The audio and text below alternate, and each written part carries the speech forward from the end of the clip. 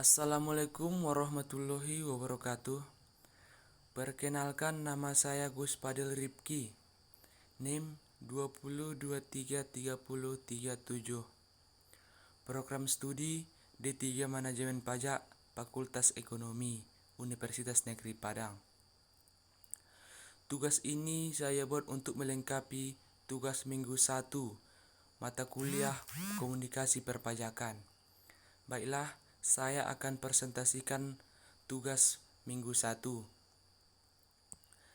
Komunikasi perpajakan. Komunikasi adalah proses di mana satu orang atau beberapa orang, kelompok organisasi dan masyarakat membuat dan menggunakan informasi untuk menjalin kontak dengan lingkungan dan orang lain. Pajak adalah kontribusi wajib yang harus dibayarkan kepada negara oleh swasta atau badan hukum wajib pajak. Tidak langsung dikompensasikan dan digunakan untuk tujuan nasional untuk memaksimalkan kepentingan rakyat. Komunikasi perpajakan sendiri itu adalah proses pertukaran pesan atau informasi hidup tidak langsung baik luar perusahaan atau organisasi fiskus pembayar pajak. Pajak mempunyai peranan sangat penting dalam kehidupan negara. Contohnya negara Indonesia, negara yang berdemokrasi, sangat penting yang mengangkut kesejahteraan sosial warga negaranya, khususnya dalam pelaksanaan pembangunan. Karena pajak merupakan sumber aset pendapatan negara untuk membiayai semua pengeluaran termasuk pengeluaran pembangunan. Pajak merupakan sumber pendapatan paling banyak dari suatu negara. Pajak sebagai sumber pendapatan negara memiliki fungsi antara lain adalah sebagai fungsi anggaran untuk membiayai pengeluaran-pengeluaran negara, untuk menjalankan tugas-tugas rutin negara, dan melaksanakan pembangunan. Selanjutnya, pajak memiliki fungsi mengatur pertumbuhan ekonomi suatu negara, fungsi stabilitas suatu negara, serta fungsi retribusi pendapatan suatu negara. Dalam meningkatkan kepatuhan wajib pajak, salah satu upaya yang dilakukan Direktorat Jenderal Pajak, yaitu melalui bagian humas, adalah dengan mengadakannya kampanye sadar pajak. Kampanye sadar pajak dilakukan secara berkala. Program kampanye sadar pajak sebagai upaya untuk membangun kesadaran dan kepedulian masyarakat Indonesia untuk membayar pajak.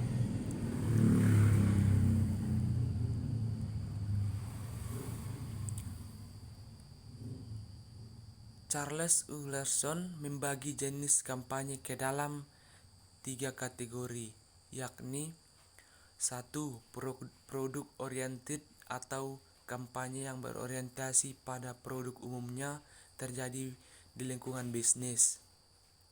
Yang kedua, kandidat oriented campaigns atau kampanye yang berorientasi pada kandidat umumnya yang dimotivasi oleh hasrat untuk meraih kesuksesan politik. Karena itu jenis kampanye ini dapat juga disebut sebagai political campaigns. Yang ketiga, ideologically oriented campaigns adalah jenis kampanye yang berorientasi pada tujuan yang bersifat khusus dan seringkali berdimensi perubahan sosial. Tujuan komunikasi dilihat dari berbagai aspek dalam kampanye dan propaganda, baik untuk keperluan promosi maupun publikasi. Strategi itu hakikatnya adalah suatu perencanaan dan manajemen untuk mencapai tujuan tertentu dalam praktik operasional. Dan adapun beberapa kegiatan program kampanye yaitu sebagai berikut. Yang pertama, menentukan tujuan yang hendak dicapai. Yang kedua, menentukan suasana kampanye. Yang ketiga, menentukan ruang lingkup kampanye. Yang keempat, menentukan jangka waktunya. Yang kelima, menentukan publik sasarannya. Yang keenam, menentukan tema dan topik kampanye. Yang ketujuh, menentukan efek yang diinginkan. Yang kedelapan, menentukan sarana, fasilitas, perlengkapan yang akan menunjang kampanye. Serta yang terakhir adalah pembentukan teamwork atau pekerja yang solid. Ada beberapa efek komunikasi dalam kampanye, yaitu sebagai berikut. Yang pertama, efek kognitif. Efek kognitif ini berhubungan dengan pikiran atau penalaran. Yang kedua, efek afektif yang berkaitan dengan perasaan. Yang ketiga, efek konotif yang bersangkutan dengan niat, tekad, upaya, usaha yang cenderung suatu tindakan. Sekianlah presentasi saya pada tugas ini.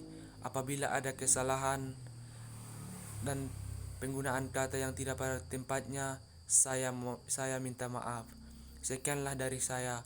Assalamualaikum warahmatullahi wabarakatuh.